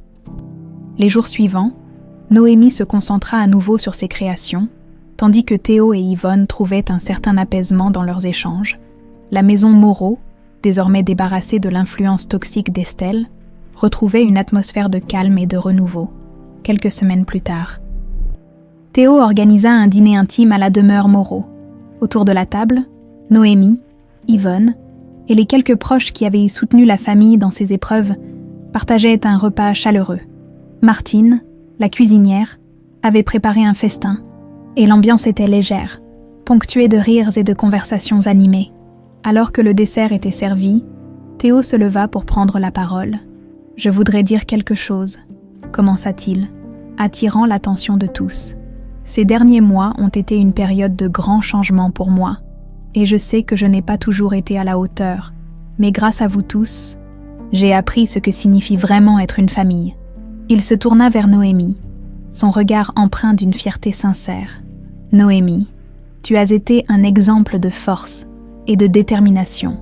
Tu m'as montré que les erreurs du passé peuvent être réparées, et je suis honorée d'être ton père. » Noémie, émue, sourit à travers ses larmes. Pour la première fois, elle sentit que leur famille, bien que non conventionnelle, avait trouvé une véritable unité. Le vent doux d'un matin de printemps soufflait à travers les champs qui entouraient la demeure Moreau. La lumière dorée illuminait les jardins, et pour la première fois depuis des années, un sentiment de sérénité et de renouveau régnait dans la maison. Après des mois de tumulte, Théo, Noémie et Yvonne se trouvaient enfin sur le chemin d'une véritable harmonie. Noémie, désormais une étoile montante dans le monde de la mode, retournait régulièrement à Montparnasse pour rendre visite à sa mère. Elle partageait avec elle les croquis de ses prochaines collections, décrivant avec enthousiasme ses projets et les opportunités qui s'ouvraient à elle. Yvonne, bien qu'affaiblie par les années, semblait rajeunir en voyant sa fille accomplir ses rêves. Un après-midi, alors qu'elles étaient assises dans le petit salon, Yvonne posa une main tremblante sur celle de Noémie. « Ma fille, je suis si fière de toi, » dit-elle doucement. « Tu es allée plus loin que je n'aurais jamais pu l'imaginer, mais il y a encore une chose que je veux voir avant de partir. » Noémie fronça les sourcils, intriguée. « Qu'est-ce que tu veux dire ?»« Maman, je veux te voir heureuse, vraiment heureuse, » répondit Yvonne. « Pas seulement à travers ton travail, mais dans ta vie, tu mérites d'être entourée de gens qui t'aiment. Noémie serra la main de sa mère, un sourire doux aux lèvres. « Je suis heureuse, maman, avec toi, avec papa. » Elle hésita légèrement en prononçant ce mot. Mais il venait plus naturellement maintenant. Et je sais que l'avenir a encore beaucoup à offrir. Pendant ce temps, Théo travaillait sur un projet secret, inspiré par le succès de Noémie et sa passion pour la création. Il avait décidé de transformer une aile inutilisée de la demeure Moreau en un atelier de couture. Il voulait que Noémie ait un espace où elle pourrait travailler librement, entourée de l'histoire et de l'héritage de leur famille. Le jour de l'inauguration, il invita Noémie et Yvonne à la maison sans leur révéler ce qu'il avait préparé. Lorsqu'il les conduisit à travers les couloirs jusqu'à l'atelier, Noémie resta figée sur le seuil, incapable de parler. La pièce était baignée de lumière naturelle, avec de grandes fenêtres donnant sur les jardins, des tables de travail, des mannequins de couture, et même une bibliothèque remplie de livres sur la mode, et le design occupait de l'espace. « Papa », murmura-t-elle, ses yeux s'emplissant de larmes. « C'est incroyable. Tu as fait tout ça pour moi. » Théo hocha la tête, un sourire chaleureux sur le visage. « Tu mérites d'avoir un endroit qui te ressemble. Un endroit où tu peux créer et continuer à rêver. » Noémie se tourna vers lui et pour la première fois, le prit dans ses bras. Ce geste, simple mais chargé de signification, marqua un véritable tournant dans leur relation. C'était une étreinte pleine de gratitude, de pardon et d'amour. Les mois suivants furent une période de croissance et de transformation pour chacun. Noémie travailla dans son nouvel atelier, développant des collections qui commencèrent à attirer l'attention des grandes maisons de couture à Paris. Ses créations, empreintes de son histoire et de ses racines en Provence, touchèrent un public bien au-delà des frontières françaises. Yvonne, bien que consciente de ses limites physiques, trouva un réconfort dans la nouvelle dynamique familiale. Elle passa de nombreux après-midi dans les jardins de la demeure Moreau, regardant Noémie travailler et échangeant des souvenirs avec Théo. Ces moments étaient précieux, empreints d'une paix qu'ils n'avaient jamais connue auparavant. Un soir d'été, alors que la famille partageait un dîner sous les étoiles, Théo fit une annonce inattendue. « Je voulais vous parler de quelque chose », commença-t-il, sa voix calme mais sérieuse. « Avec tout ce qui s'est passé, j'ai beaucoup réfléchi à ce que signifie vraiment être une famille, et j'aimerais officialiser quelque chose. » Il se tourna vers Noémie. Une lueur d'émotion dans les yeux. « Noémie, je veux que tu portes officiellement mon nom. Si tu es d'accord, j'aimerais que nous entamions les démarches pour te reconnaître comme ma fille, légalement. » Noémie resta sans voix, fixant son père avec des larmes naissant dans ses yeux. « Tu es sérieux ?» demanda-t-elle enfin. « Plus sérieux que jamais », répondit Théo. « Tu es ma fille, et je veux que le monde le sache. » Noémie hocha la tête, incapable de parler. Elle se leva et serra son père dans ses bras, un sourire éclatant sur son visage. Ce moment scella une nouvelle étape dans leur relation, marquant la fin de leur passé tumultueux et le début d'un avenir rempli de possibilités. Les années suivantes, Noémie devint l'une des figures les plus influentes de la mode française. Son nom, désormais lié à celui de son père, était synonyme de créativité et d'authenticité, mais malgré son succès, elle restait fidèle à ses racines, revenant souvent à Montparnasse et à la demeure Moreau pour se ressourcer auprès de sa famille. Yvonne, bien qu'affaiblie par le temps, trouva une paix profonde en voyant sa fille d'accomplir ses rêves. Et Théo, transformé par ses expériences, devint non seulement un père aimant, mais aussi un mentor et un ami pour Noémie. Leur histoire, marquée par les épreuves et les réconciliations, devint un témoignage de la résilience de l'amour familial et de la capacité à reconstruire ce qui semblait perdu. Des années avaient passé depuis les tumultueuses révélations qui avaient transformé la vie de Noémie, Théo et Yvonne. La maison Moreau, autrefois empreinte de tensions et de secrets, était devenue un havre de sérénité, où les souvenirs du passé coexistaient harmonieusement avec les promesses d'un avenir radieux. Noémie, désormais une créatrice de mode internationalement reconnue, avait installé son atelier principal à Paris, mais elle revenait régulièrement à la demeure familiale pour se ressourcer. Ses collections, inspirées des paysages de Provence et de son parcours personnel, continuaient de captiver le monde de la mode.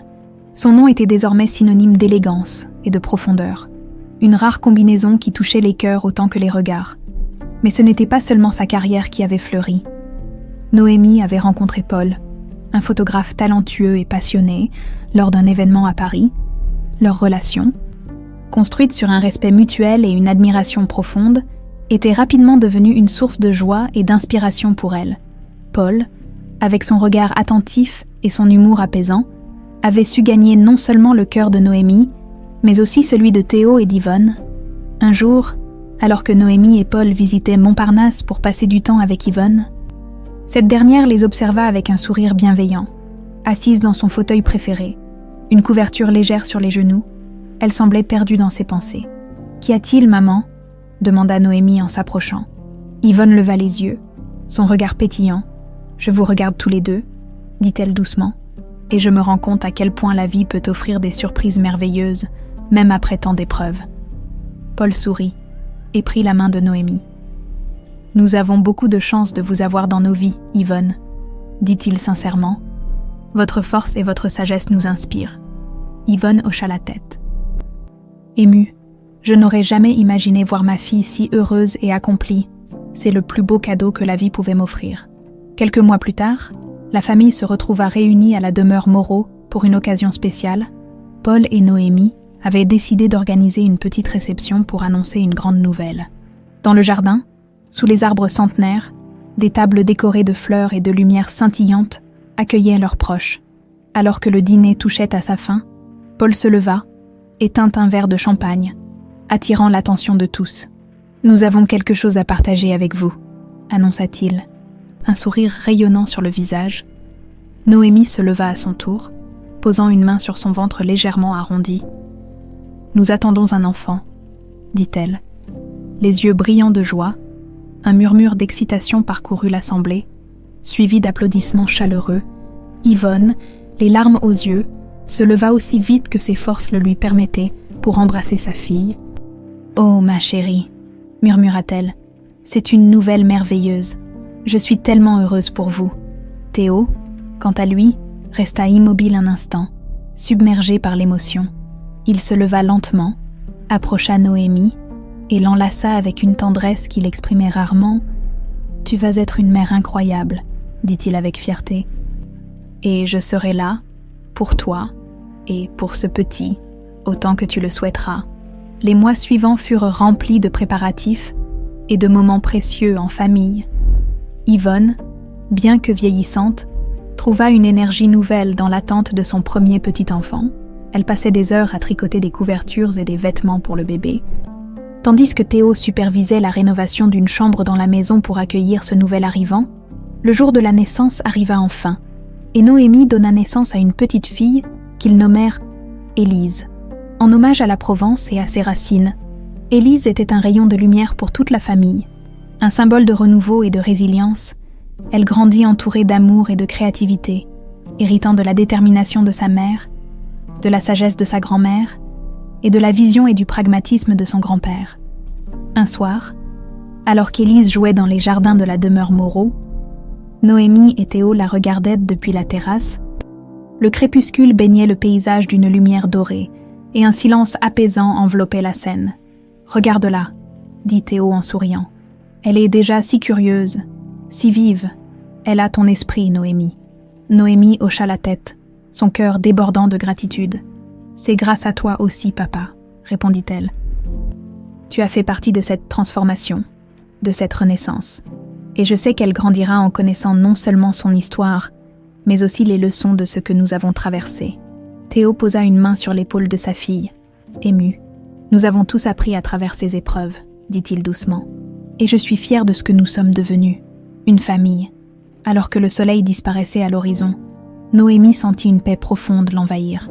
Leur voyage avait été long et parsemé d'obstacles, mais ils avaient trouvé leur chemin vers la réconciliation, l'amour et l'espoir.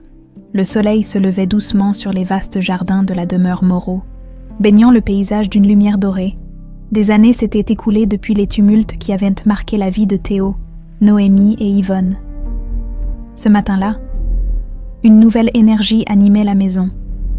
L'excitation palpable d'un projet qui réunissait toute la famille, Noémie, désormais une créatrice de mode mondialement reconnue, avait décidé d'organiser un défilé exceptionnel pour célébrer son parcours et son lien indéfectible avec ses racines familiales. Ce défilé, prévu pour le printemps, ne serait pas seulement une vitrine de ses créations, mais un hommage à tout ce qu'elle avait construit. Avec le soutien de ceux qui l'aimaient, les semaines précédant l'événement furent animées et pleines de défis.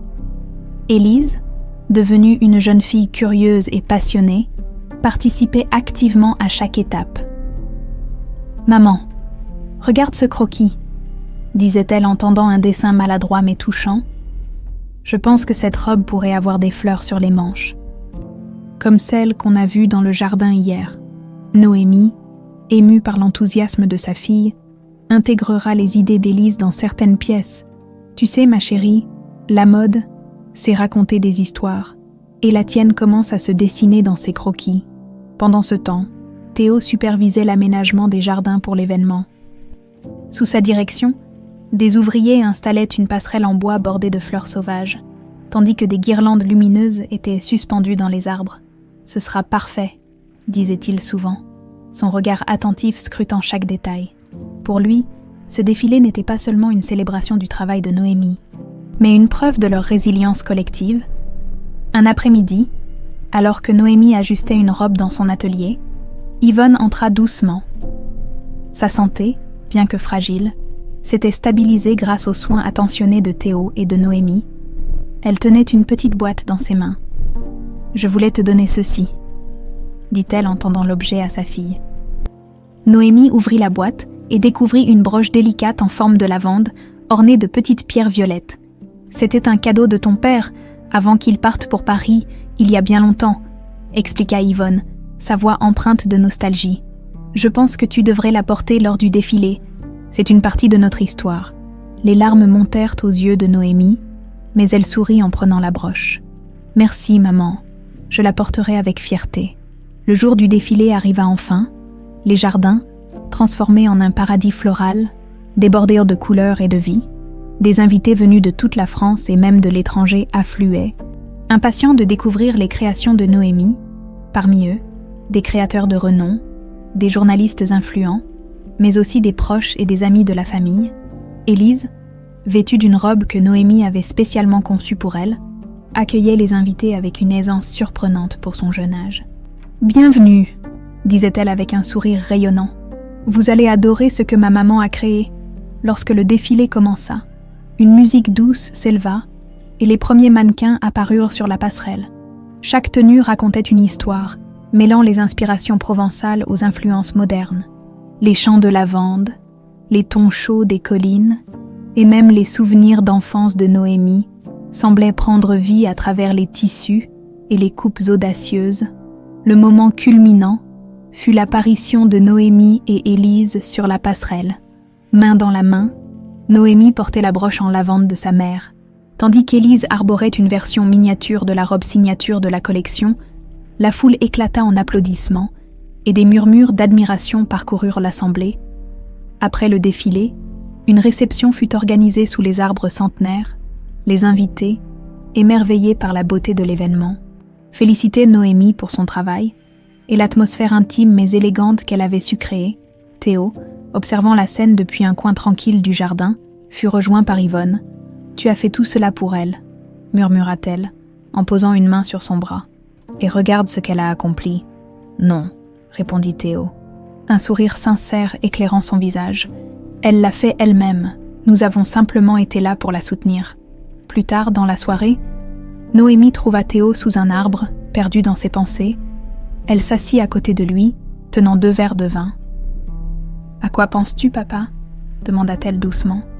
« Je pense à tout ce que nous avons traversé, » répondit-il, sa voix emplie d'émotion. « Et à quel point je suis fière de toi, Noémie, pas seulement pour ce que tu as accompli aujourd'hui, mais pour la personne que tu es devenue, forte, talentueuse et incroyablement généreuse. » Noémie sourit, touchée par ses paroles. « Et moi, je suis fière de toi, papa. Tu as prouvé que même après des années d'éloignement, on peut reconstruire une famille.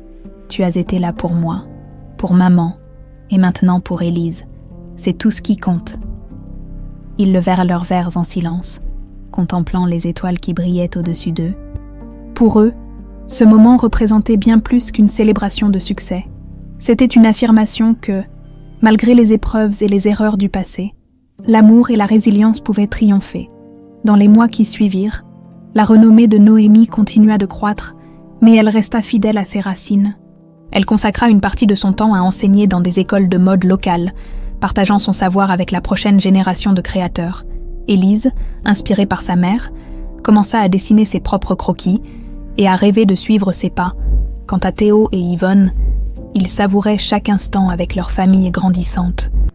Les rires d'Élise résonnaient souvent dans les couloirs de la demeure Moreau, rappelant que cette maison, autrefois marquée par le silence et les secrets, était désormais un lieu de vie et de joie.